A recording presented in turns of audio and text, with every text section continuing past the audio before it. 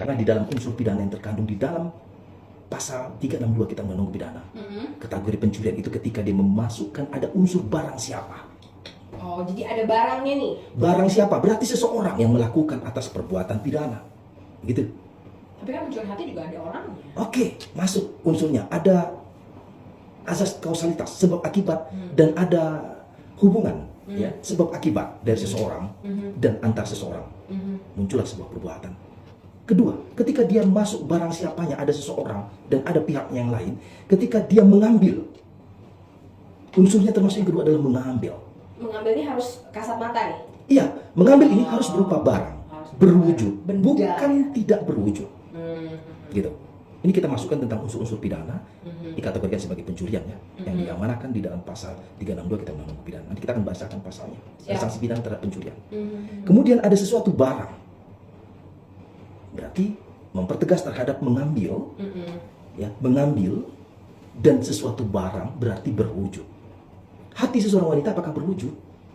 Berwujud ketika dia bedah di dalam tubuhnya, ketika dia otopsi, dia amputasi, dia apa namanya? Dia diambil lah pokoknya hati. Ya, dibedah begitu kan, dimutilasi, lalu terlihat ada hatinya, diambillah hati seorang wanita itu untuk keperluan apakah dia jual kembali, menjual organ-organ tubuh manusia, lalu dia jual kepada seseorang atau kepada rumah sakit, itu kategori mencuri. Tapi ketika mencuri hati yang dimaksudkan ketika unsur pidana sesuatu barang tidak terwujud, itu tidak termasuk kategori mencuri.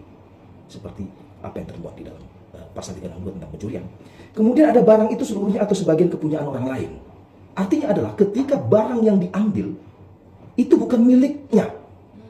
Ketika milik orang lain, lalu dia ambil bukan atas dasar haknya untuk mendapatkan atau mengambil barang itu, maka mendekatlah pada unsur pencurian yang dimaksudkan. Gitu. Makanya kalau kita menjumpai pena, kita ambil dan itu kita yakin bukan milik kita. Nggak usah diambil. Nggak usah diambil karena kategori pencurian. Begitu juga dengan yang lain. Seperti yang dimaksudkan misal, kalau aku jumpa dompet nih di tepi jalan, aku cari identitas siapa si pemilik dompet, gitu kan. Kalau dia suatu saat dia membuat surat kehilangan ke kantor kepolisian, lalu tiba-tiba dompet yang dimaksud adalah itu yang di tanganku, surat kehilangan bisa dimaksudnya aku adalah sebagai orang yang pernah mencuri, menjamret, atau mengambil sesuatu barang yang bukan milikku. Bisa saja toh meloncat perkara ini aku dituduh mencuri padahal aku menemukan di jalan. Walaupun tergantung nanti pada saat pemeriksaan. Saya menemukan di jalan, Pak. Persisnya di sini, jam sekian. Dirunut-runut kembali. Sementara dia bawa surat kehilangan atau dia telah membuat surat laporan telah dicopet atau telah dicuri dompetnya. Nah itu. Jadi ketika suatu hak itu bukan adalah milik kita, barang itu bukan milik kita, kembalikan kepada yang punya. Bukan mentang-mentang ketika kita menemukan dompet, identitasnya jelas, dan di dalam dompet itu ada uang, dan ada yang mungkin yang barang berharga lain, cek ataupun apa. Sementara kita tidak mengembalikan, dianggap bisa saja toh suatu saat dianggap sebagai seorang yang telah mencuri, menjamret, dan itu perlu pembuktian memang. Tapi untuk pembuktian kalau kita menemukan di tepi jalan,